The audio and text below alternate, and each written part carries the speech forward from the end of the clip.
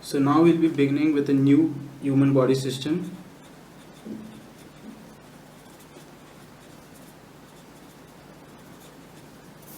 Which is the respiration, which is breathing and exchange of gases.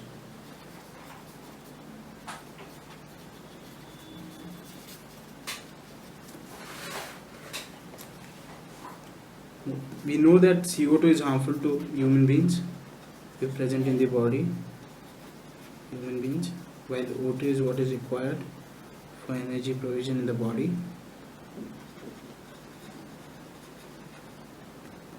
This process of taking in O2 and giving out CO2 for the proper functioning of the body is known as breathing and respiration. Various respiratory organs aid in the process of respiration, which we'll be talking about now. Different types of methodologies are seen, or different types of organisms use different ways of respiration.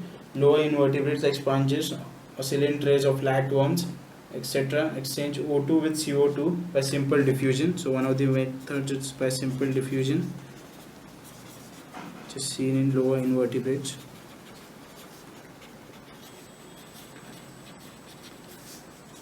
Another method which is practiced by earthworm-like organism is through their cuticle or their moist skins. Earthworms use their skin for exchange of gases. On some organisms like insects, we have a network of tubes which perform the function of exchange of gases. Special vascularized structures called gills are used by some of the aquatic arthropods and mollusks, whereas vascularized bags called lungs, gills are used by aquatic arthropods, whereas lungs, which are vascularized bags, are used by organisms like humans.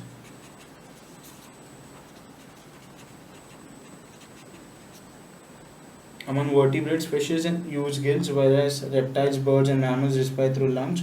Amphibians like frogs can respire through their moist skin also. Mammals have a well-developed respiratory system. So amphibians like frogs, which can live both on land and in water, and respire through their skin.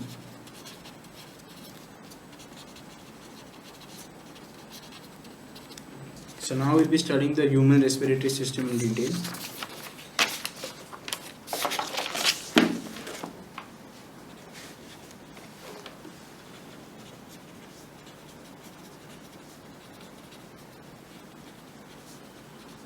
Externally, we have a pair of external nostrils opening out above the upper lips.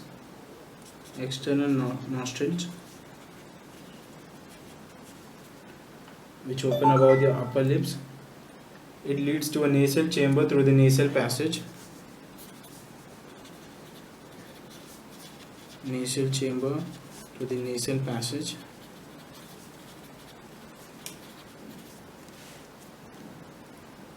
The nasal chamber in turn opens into a nasopharynx, which is a portion of pharynx. Opens into nasopharynx, which is a portion of pharynx, where the pharynx is a common opening to food and air. Common opening for food and air. Another organ known as the larynx is also known as the sound box of a body.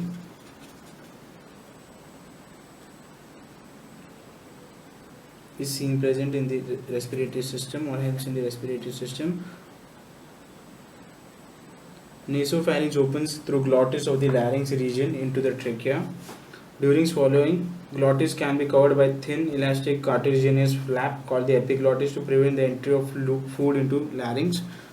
The epiglottis prevents the entry of food,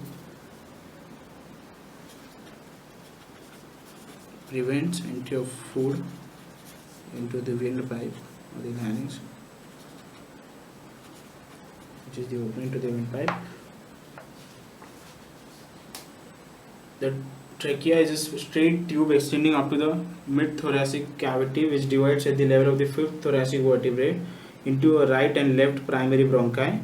So the trachea divides into the bronchi, left and right, primary bronchi to be specific. Each bronchi undergoes divisions and divides into secondary bronchi and bronchioles, which further divide, giving rise to terminal bronchioles.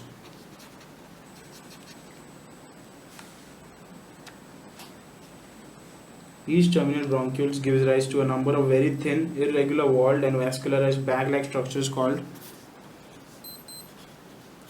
alveoli. The branching network of bronchi, bronchioles and alveoli comprise the lungs. We have two lungs which are covered by double-layered pleura with pleural fluid between them. It reduces friction on the lung surface. The outer pleural membrane is in close contact with the thoracic lining, whereas the inner pleural membrane is in contact with the lung surface.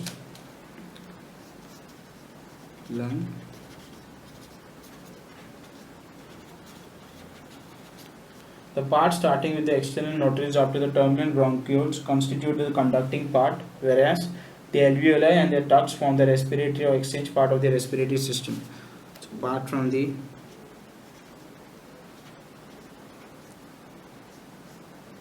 nasal chamber of the nostrils,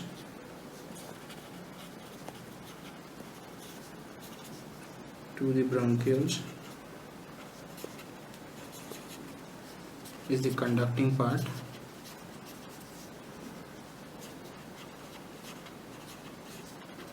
Of the respiratory system, while the alveoli and the ducts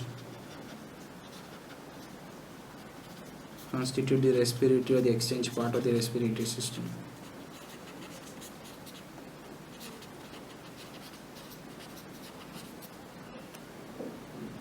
The conducting part transports the atmospheric air to the alveoli, clears it from foreign particles, humidifies it, and also brings the air to body temperature, which is 37 degrees Celsius.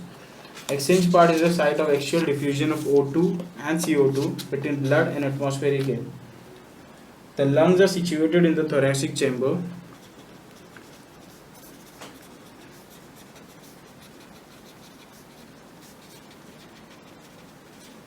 Which is anatomically an airtight chamber.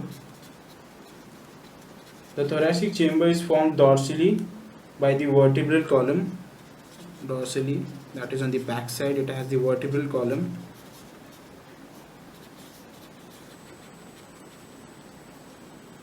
Ventrally by the sternum, that is on the front side. Laterally by the ribs.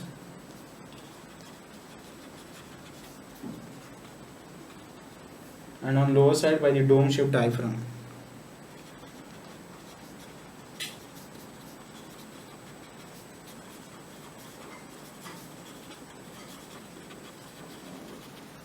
So these are some important points to be noted.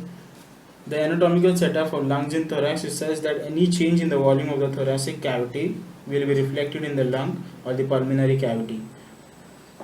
Respiration involves the following steps: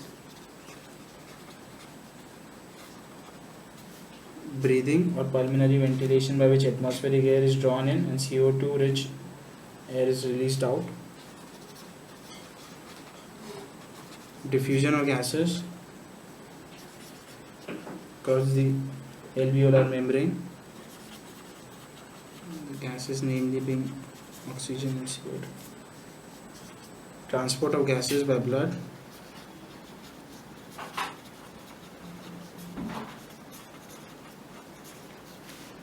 to heart and other organisms. Diffusion of O2 and CO2 between blood and tissues, and utilization of O2 by the cells for catabolic reactions. Catabolic.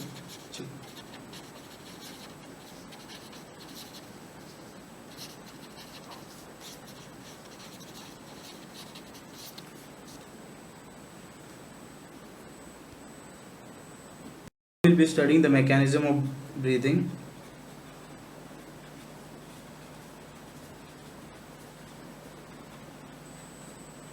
Breathing basically involves two stages. One is inspiration, wherein oxygen is taken inside the body.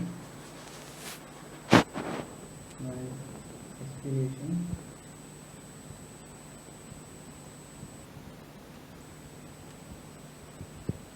wherein alveolar of CO2 is given. Inspiration can occur with the help of pressure gradient. These pressure gradients are important for the inspiration and expiration. Inspiration can occur with the pressure gradient within the lungs is less than the atmospheric pressure.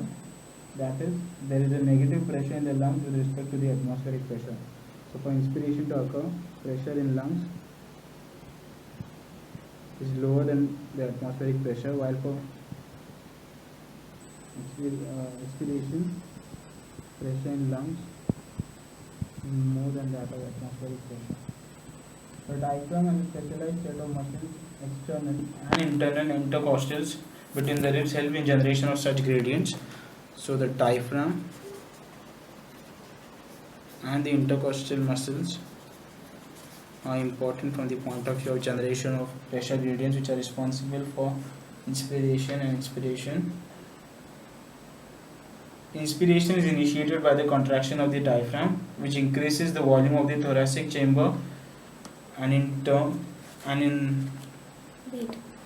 important the pressure gradients are generated for the process of inspiration and expiration to occur, and this is done with the help of diaphragm and the intercostal muscles. In case of inspiration, diaphragm undergoes contraction, which increases the volume of the thoracic chamber, which in turn also increases the volume of the pulmonary organ.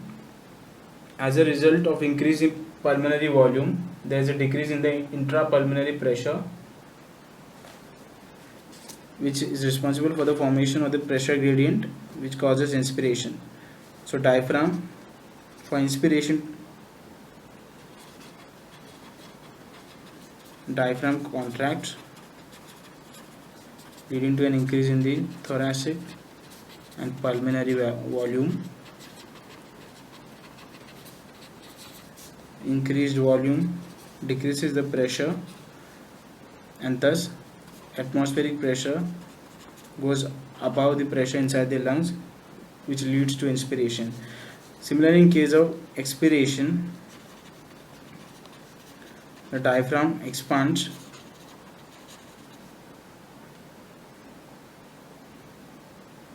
which leads to a decrease in volume of the thoracic and the pulmonary part.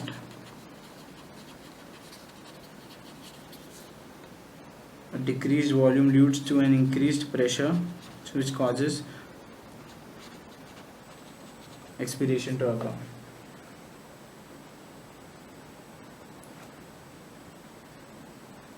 On an average, a healthy human breathes about 12 to 16 times per minute.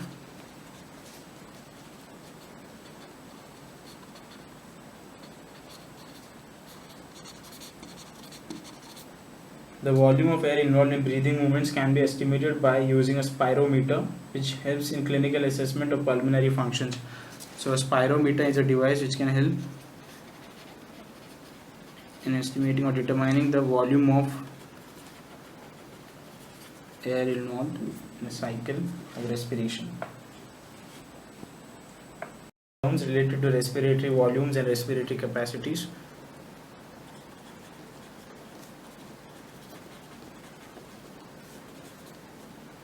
respiratory volume.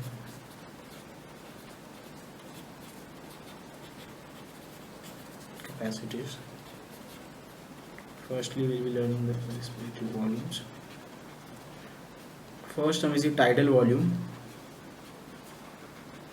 which is the volume of air inspired or expired during a normal respiration, which has a standard value of around 500 ml. However, healthy men can inspire or expire approximately 600 to 800, 6000 to 8000 ml of air per minute.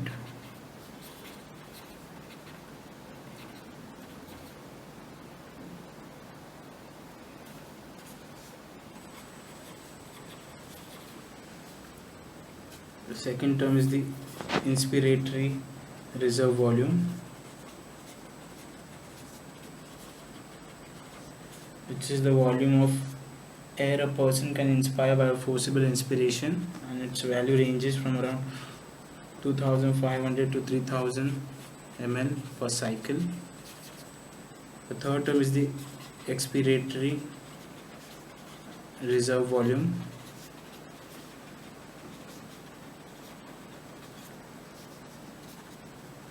the value of which ranges from around 1000 to 1100 ml per cycle, and this is the volume which a person can expire by a forcible expiration. So it is to be noted that the forcible inspiration value is more than that of forcible expiration. The residual volume is the volume of air which remains in the lung even after forcible respiration, and its value ranges from around 1100 to 1200 ml per cycle. Now we will be learning a few capacities, respiratory capacities.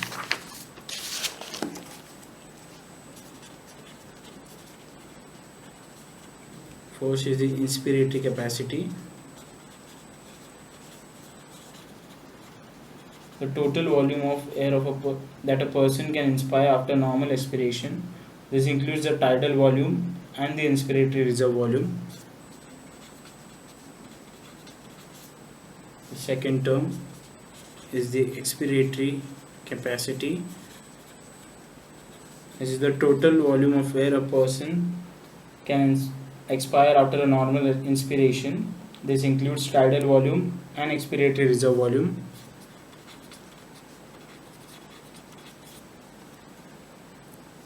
Third term is the functional residual capacity.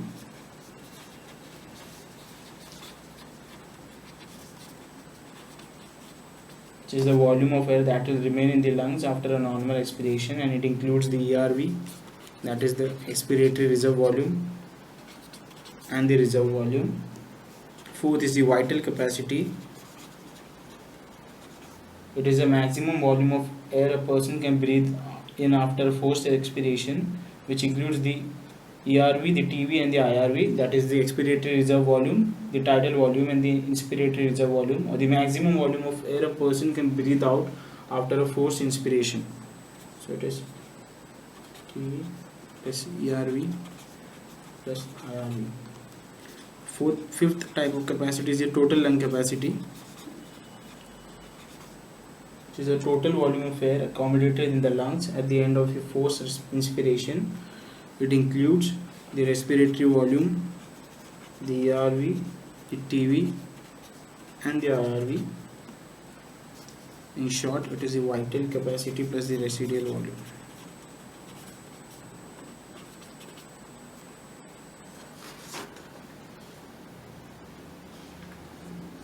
Now we will be studying the exchange of gases.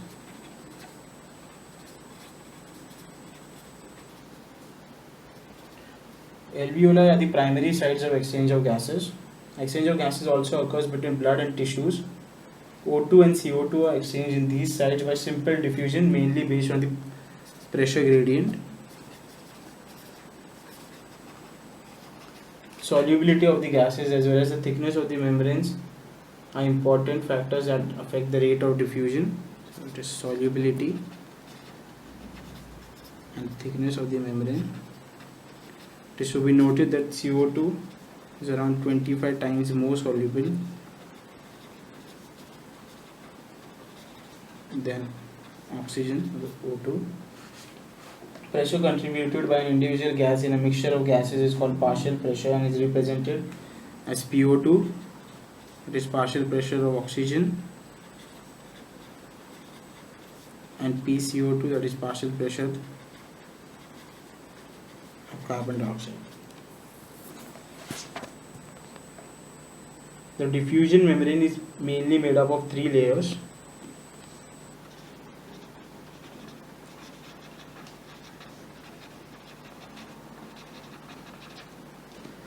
Namely the thin squamous epithelium of alveoli,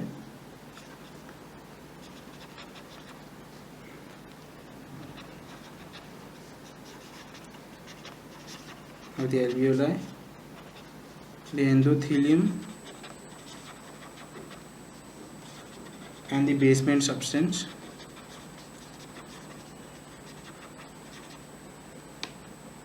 However, the total thickness is only about less than a millimeter. We will now be studying transport of gases.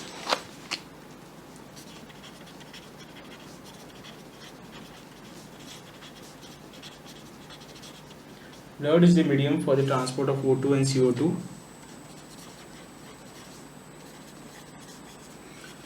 With around 97% of O2 transported by RBCs of the blood, which is the red blood cells of the red blood corpuscles, and the remaining 3% of O2 is carried in a dissolved state to the plasma.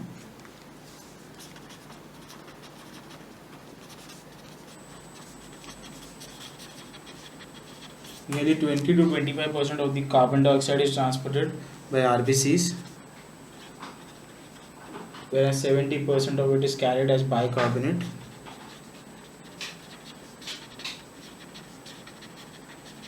About 7% of CO2 is carried in a dissolved state to plasma. And transport of oxygen. Hemoglobin is a red colored pigment, iron containing pigment present in the RBCs. Oxygen can bind with hemoglobin in a reversible manner to form oxyhemoglobin.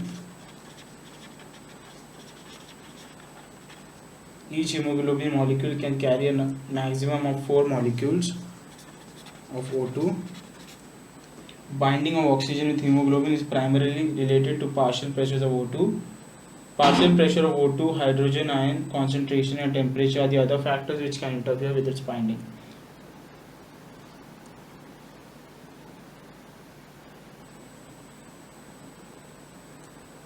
Factors such as lesser hydrogen concentration and lower temperature are favorable for the formation of oxyhemoglobin, while high amount of hydrogen and high temperature are not suitable for the formation of oxyhemoglobin. Every 100 ml of oxygenated blood can deliver around 5 ml of oxygen to the tissues under normal conditions. These are some important values. 100 ml of blood can deliver 5 ml of O2 to the tissues under normal conditions. Now talking about transport of carbon dioxide.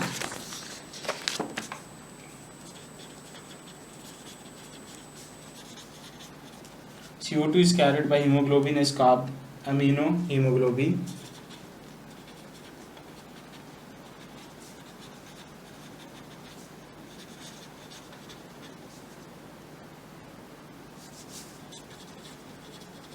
This binding is related to the partial pressures of CO2. However, the partial pressure of oxygen is what can play a major role affecting this binding. When PCO2 is higher than PO2, more binding of carbon dioxide occurs, whereas when the partial pressure of CO2 is low and partial pressure of oxygen is high, dissociation of CO2 from carbaminohemoglobin takes place, and thus the transport of CO2 gets reduced. So PCO2 is greater than PO2, good transport of CO2 takes place, while if PCO2 is lower than PO2, gets affected adversely.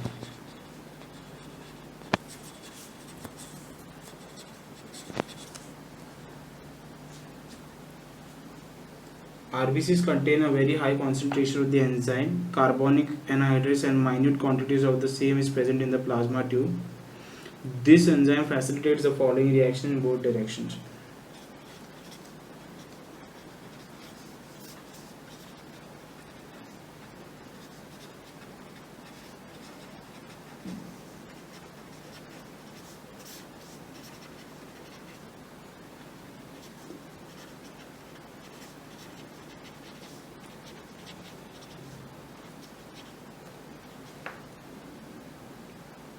Every 100 ml of deoxygenated blood delivers approximately 4 ml of CO2 to the alveoli.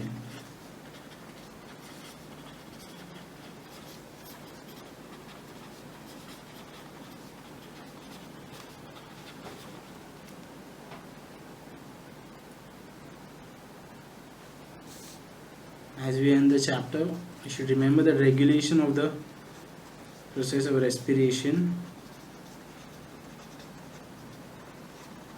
as per the needs or the demand of the body tissue is done by the neural system of a body. A specialized center is present in the medulla region of the brain called as the respiratory rhythm center. Medulla oblongata shows presence of a special center known as the respiratory rhythm control center,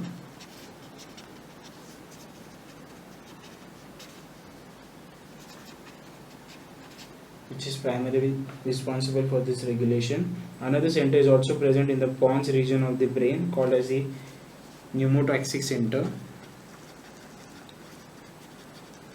which can help in regulation of respiration in the body.